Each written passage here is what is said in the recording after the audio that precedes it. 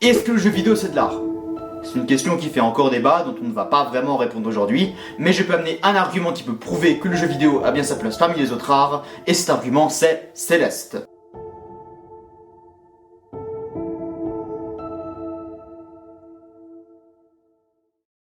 Du coup, Céleste est un jeu de plateforme très hardcore où on incarne une certaine Madeline et le but est de gravir une montagne appelée Céleste. Pour ça, nous possédons d'un saut ainsi qu'un dash qui ne peut être utilisé qu'une seule fois en l'air. Alors déjà, ce qui marque dans Céleste, c'est le level design et les différentes mécaniques qu'on va retrouver durant le jeu. Comme par exemple les plumes qui nous permettent de voler pendant un court instant ou alors ces blocs liquides qu'on peut traverser. Mais il y a aussi la musique qui est envoûtante et qui va très bien avec l'ambiance du jeu. Mais le plus important dans Céleste, c'est sa morale. Alors en fait, on nous dit pas pourquoi Madeline veut grimper cette montagne, parce qu'elle représente les rêves de chacun. Et même si le jeu est dur, il nous fait comprendre que l'échec fait partie de la progression pour atteindre ses rêves et ses buts. Mais le moment le plus intéressant, c'est quand Madeline rencontre son double maléfique, qui lui dit qu'elle ne va jamais y arriver, qu'elle n'a pas le niveau pour gravir la montagne, etc., etc. Et ce double représente cette petite voix qu'on a tous, qui nous cherche des excuses quand on essaye de sortir de notre zone de confort, et qui a peur du changement en fait. Mais tout le monde doit combattre cette voix pour atteindre ses buts. Et la grand-mère qu'on voit au début du jeu représente les gens qui ont le même discours que cette voix et qu'il ne faut pas écouter. Et le jeu explore aussi d'autres relations humaines. Madeline se lie d'amitié avec plein d'autres personnages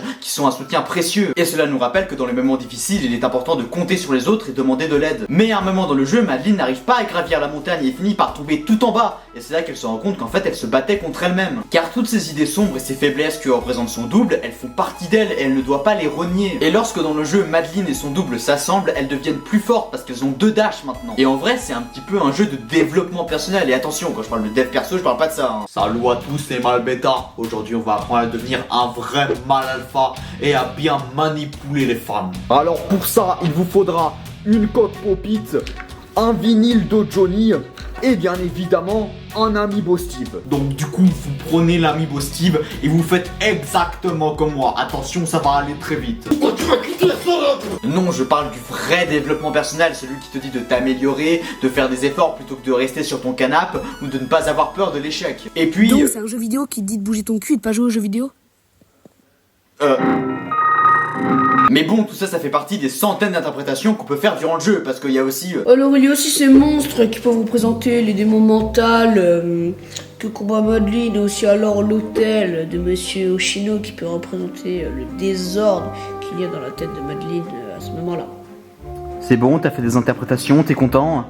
Oui, c'est bon, mais je peux aussi vous interpréter la fin de 2001, Odyssée de l'espace. Alors c'est très simple en fait.